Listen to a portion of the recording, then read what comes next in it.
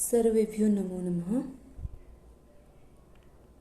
नाट्य शास्त्र की इस कक्षा में आप सबका हार्दिक स्वागत है। पिछले वीडियो में हम जो 33 व्यभिचारियाँ जिन्हें हम संचारी भाव भी कहते हैं वहाँ तक पढ़ चुके थे। उसके बाद आगे देखते हैं।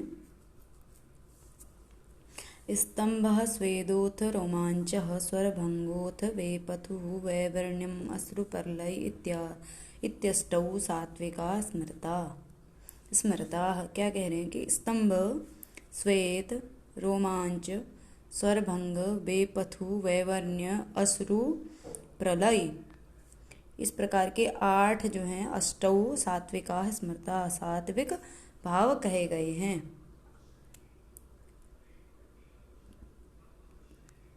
8 सात्विक भाव। अब ये क्या होते हैं, इनमें किस प्रकार का होता है, इनका लक्षण देखेंगे। इन सात्विक भावों का स्तंभ जो है पहला, अंगों का संज्ञाहीन होकर के निष्क्रिय या स्तंभित हो जाना, इसे कहते हैं स्तंभ।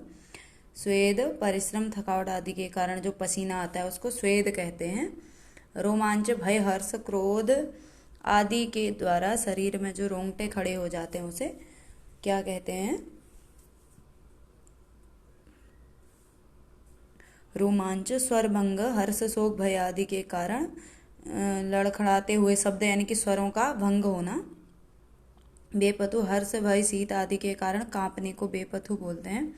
वैवर्ण्य, हर्ष, भय, क्रोध, श्रम, थकावट आदि, ताप आदि के कारण शरीर का वर्ण पीला पड़ जाना वैवर्ण्य कहलाता है।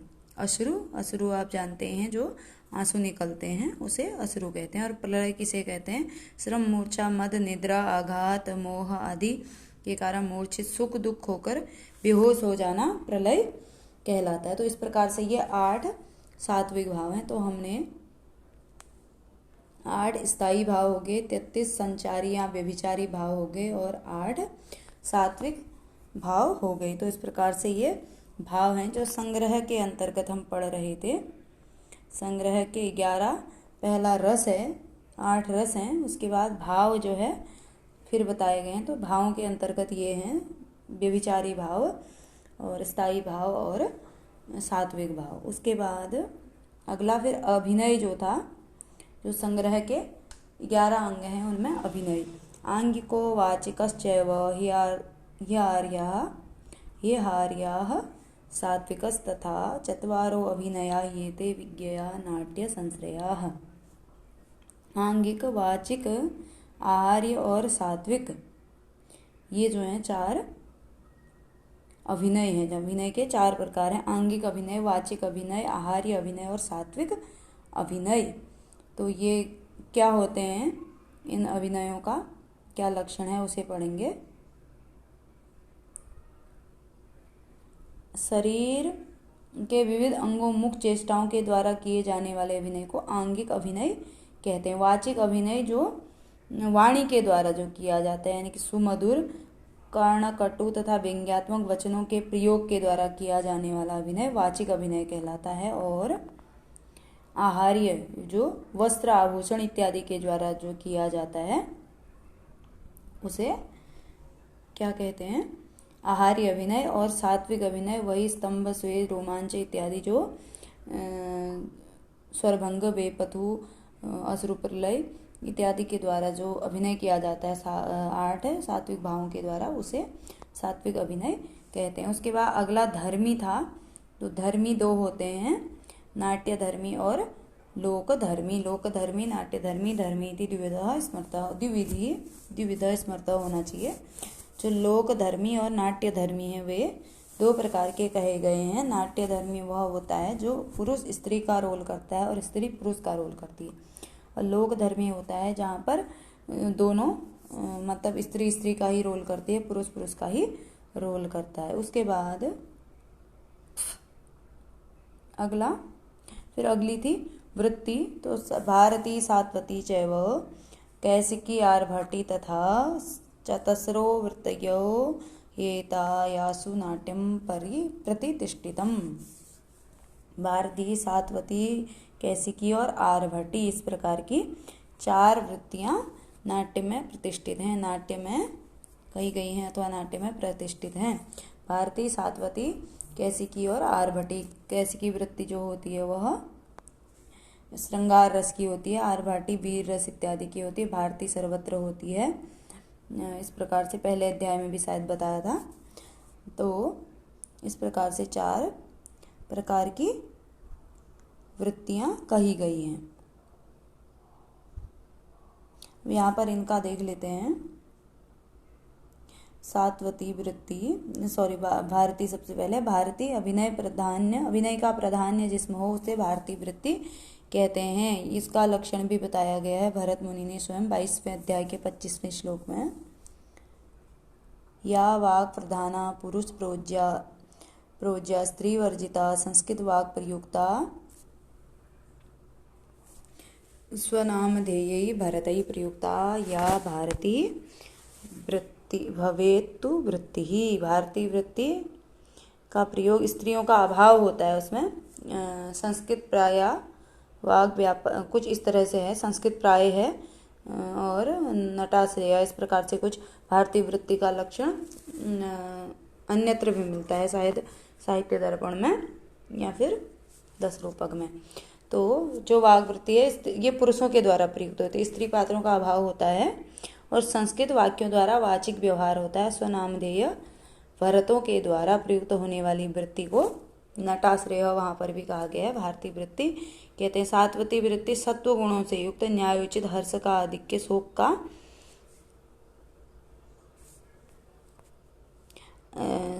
का राहित्य हो, यानी कि शोक का अभाव हो और हर्ष की अधिकता हो, मनोव्यापार रूप अभिनय का प्राधान्य जिसमें हो उसे सात्वती वृत्ति कहते हैं। भरत मुनि ने ही कहा है, या सत्वत्तेनेह गुणेन युक्ता न्यायेन वृत्तेन समन्विता च हर्षोत्कटा संहृत शोक भावा सा सात्वती नाम भवेत्तु वृत्ति ही। उसके बाद कैसिकी वृत्ति ये श्रृंगार रस में होती है और स्त्रियों की इसमें बहुत आवश्यकता होती है। प्रारंभ में कहा गया कि क्योंकि 3 वृत्तियों का प्रयोग भरत मुनि ने किया था, कैसिकी का नहीं किया था, तब ब्रह्मा जी ने मन के द्वारा अप्सराओं को उत्पन्न किया।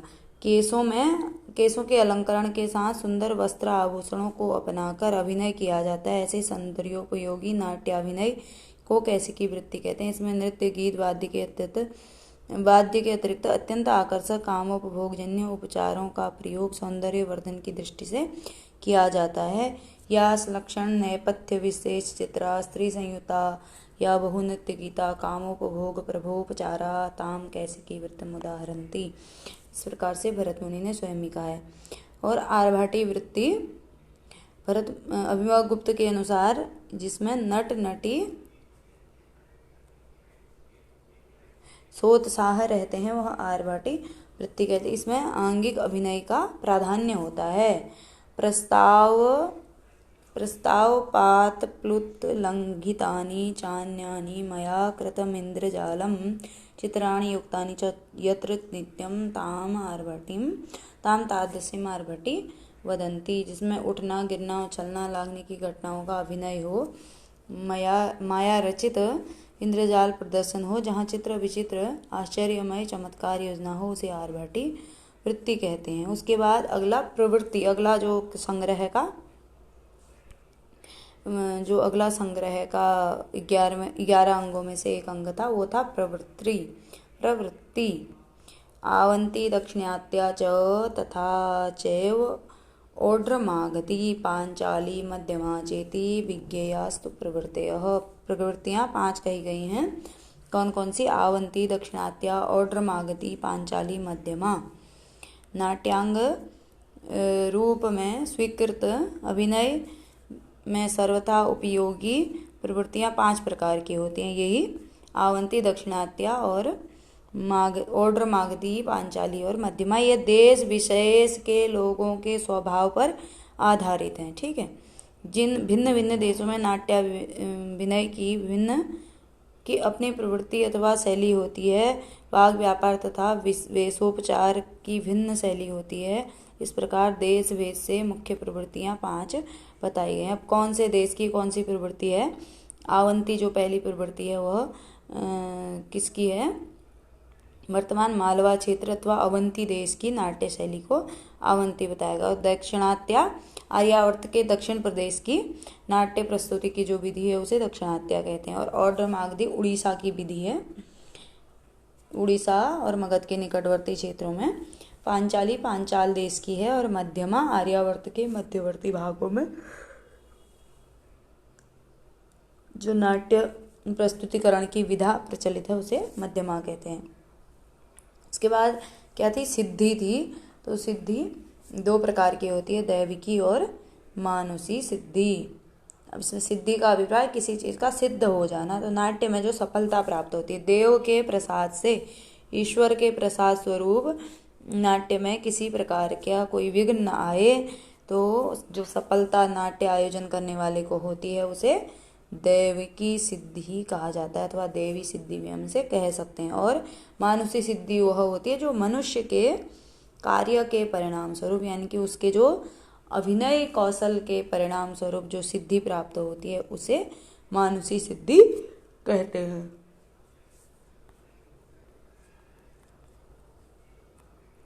उसके बाद अगला था स्वर। तो सारिराश्चैव वेणाश्च सप्त षड्जादयः स्वराः निषाद वृषभ गांधार मध्य पंचम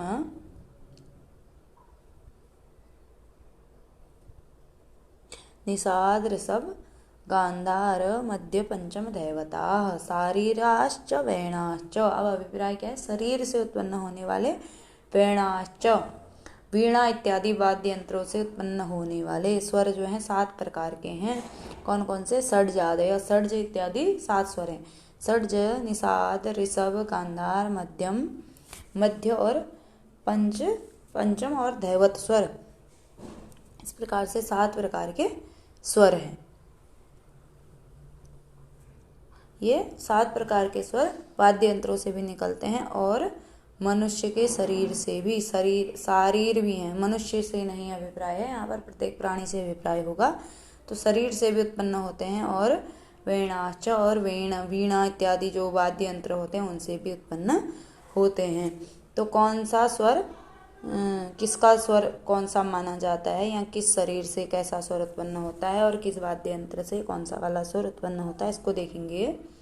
6 स्थानों से एक साथ उत्पन्न स्वर षड्ज कहलाता है। जब नासिका, कंठ, उर, तालु 6 स्थानों से एक साथ जब उत्पन्न होता है, जिह्वा और दंत 6 स्थानों के साथ स्वर उत्पन्न होता है वह षड्ज स्वर कहलाता है। मृदंग और मयूर का जो स्वर होता है वह षड्ज स्वर कहलाता है। निषाद जो स्वर निकट स्थान से उच्चरित प्रतीत होता है वह निषाद कहलाता है। जैसे नगाड़े तथा क्रौंच पक्षी का स्वर निषाद कहलाता है। ऋषभ बैल के स्वर के समान ऋषभ कहलाता है। वायु कंठ व मस्तिष्क से टकराकर वृषभ की तरह जहां पर गरजती है उसे ऋषभ स्वर कहते हैं। कुक्कुट का स्वर ऋषभ स्वर है। उसके बाद गांधार स्वर गंध का वहन करने वाला स्वर गांधार कहलाता है। नाभि से उत्पन्न वायु हृदय व कंठ से टकराकर विविध गंध उत्पन्न करती है, तब गांधार स्वर कहलाता है। शंख और हंस का स्वर गांधार स्वर कहलाता है। उसके बाद मध्यम, शरीर के मध्य भाग यानी कि नाभि से उत्पन्न और नाभि से ही तिरोहित स्वर मध्यम स्वर कहलाता है। नाभि से उत्पन्न वायु उर और हृदय से होकर के पुनः नाभि में आकर महानाद उत्पन्न करती है, तब मध्यम स्वर कहलाता है। जैसे झालर वाद्य यंत्र गाय, बैल, भेड़ियों का जो स्वर होता है वह मध्यम स्वर होता है। उसके बाद पंचम स्वर 5 स्थानों से एक साथ उत्पन्न होने वाले स्वर को पंचम स्वर कहते हैं। जब वायु, नाभि, उर, हृदय, कंठ और मस्तिष्क इन 5 स्थानों से एक साथ स्वर उत्पन्न होता है उसे पंचम स्वर कहते हैं। तबले तथा कोयल का मधुर स्वर पंचम स्वर कहलाता है। 6 स्थानों में एक साथ षड्ज, 5 स्थानों में पंचम। और मध्यम स्वर नाभि से ही हवा निकलेगी मस्तिष्क और उर और हृदय में होकर के पुनः नाभि पर जाती है, तब मध्यम स्वर उत्पन्न होता है। उसके बाद अंतिम धैवत स्वर है, उन सभी स्वरों को मिला जुला करके धैवत स्वर बनता है। ढोल और सारस पक्षी का स्वर धैवत स्वर कहलाता है। उसके बाद वाद्य यंत्र कौन कौन से होते हैं? ततं चैववनद्धं च घनं सुशिरमेव च चतुर्विधं च विज्ञेयम् आतोद्यं लक्षणान्वितं। तत्, अवनद्ध, घन, सुशिर 4 प्रकार के क्या हैं? आतोद्य वाद्य यंत्र हैं।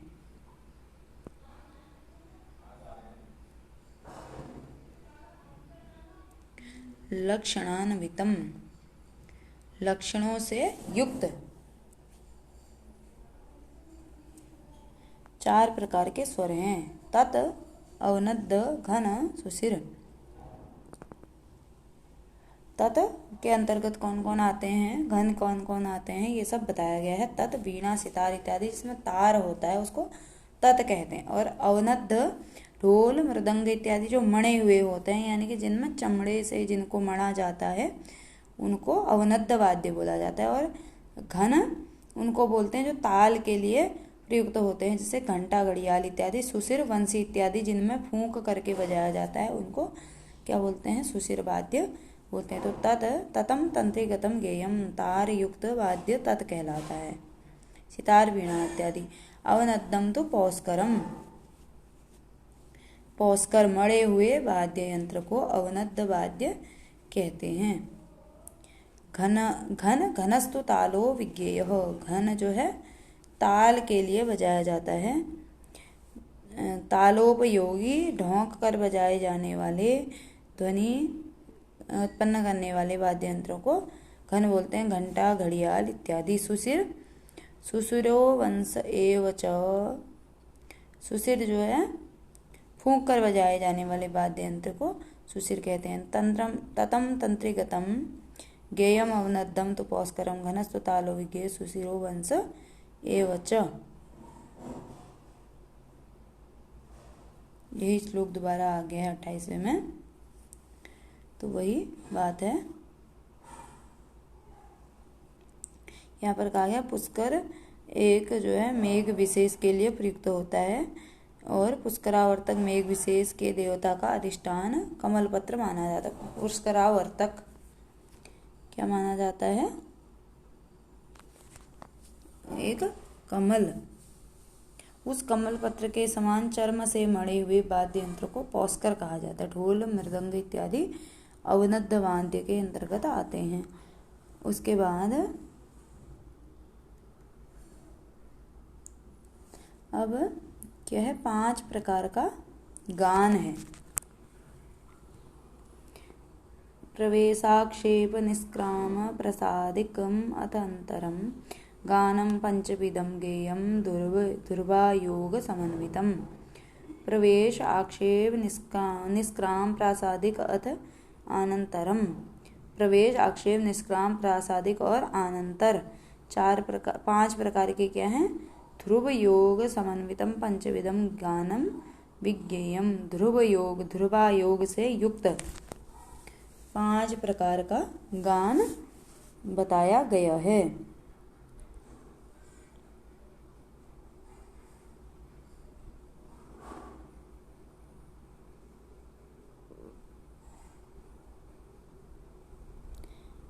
यहाँ पर ध्रुवा के कई अर्थ हैं। नाट्याभिनय के शास्त्रीय गान के नियम को ध्रुवा कहते हैं, और गान के योग में गाई जाने के कारण, ध्रुवा की प्रधानता होने के कारण साधारण ये जो गान है साधारण संगीत से भिन्न है। तो प्रवेशक, प्रवेश, आक्षेप, निष्क्राम, प्रासादिक और अनंतर कब इन संगीतों का प्रयोग होता है, इन गीतों का प्रयोग होता है, वो बताया गया है। प्रवेशक रंगमंच पर नट नटी आदि पात्रों के विशेष पात्रों में प्रवेश के समय उनकी प्रकृति और भावों का सूचक गान प्रवेशक कहलाता है। जब पात्र रंगमंच पर प्रवेश करते हैं तो वो जो संगीत बजता है उसे प्रवेशक कहते हैं। उसके बाद आक्षेप, अवसरोचित रस से भिन्न रस का आक्षेप करना। जैसे क्या होता है, वीर रस का प्रसंग यदि चला हो तो करुण रस का संगीत बजा देना, अथवा क्या कहते हैं, हास्य रस का, अथवा कह सकते हैं कि वीर रस का संगीत बजा दिया, यानी कि जो रस चला है उस पर आक्षेप करना आक्षेप कहलाता है। निष्काम किसी पात्र के मंच से जाते समय जो संगीत बजाया जाता है उसे निक्षेप कहते हैं, और निष्काम कहते हैं। और प्रासादिक मंच पर प्रविष्ट पात्र की सामाजिक के प्रति आंतरिक चित्तवृत्ति का सूचक गान प्रासादिक कहलाता है। और अनंतर मंत्र पर पात्र के प्रवेश और निष्क्रमण के अंतराल के बीच में गाया जाने वाला गान आनंतर, यानी कि बीच में जो गाया जाता है उसे आनंतर। उसके बाद रंगमंच के क्या कौन कौन से प्रकार हैं?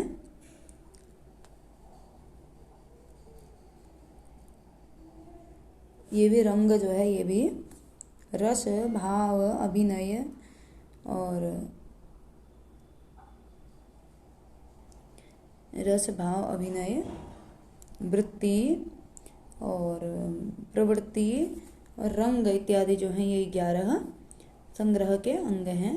तो इसी क्रम में मंडप जो है वह रंग के अंतर्गत आ जाएगा। चतुरस्र, विकृष्ट और त्रियस्र रंगश्च परिकीर्तितः। विकृष्ट, चतुरस्र और त्रियस्र रंग बताया गया है। विकृष्ट, चतुरस्र और त्रियस्र, इसका पहले भाग में हम पढ़ चुके हैं। विकृष्ट देवताओं के लिए और चतुरस्र राजा इत्यादि के लिए, और क्या बोलते हैं, त्रियस्र जो है वह अन्य व्यक्तियों के लिए रंगमंच है।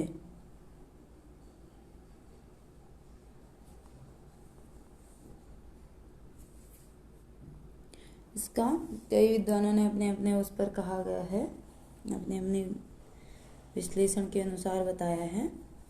तो चतुरस्र जो है वह वर्गाकार नाट्य मंडप है, जो विकृष्ट है वह आयताकार नाट्य मंडप है, और जो त्रियस्र है वह त्रिभुजाकार नाट्य मंडप है। एवं ऐसो अल्पसूत्रार्थो विनिर्दिष्टो नाट्य संग्रह अतः परम प्रवक्ष्यामि सूत्र ग्रंथ विकल्पनम।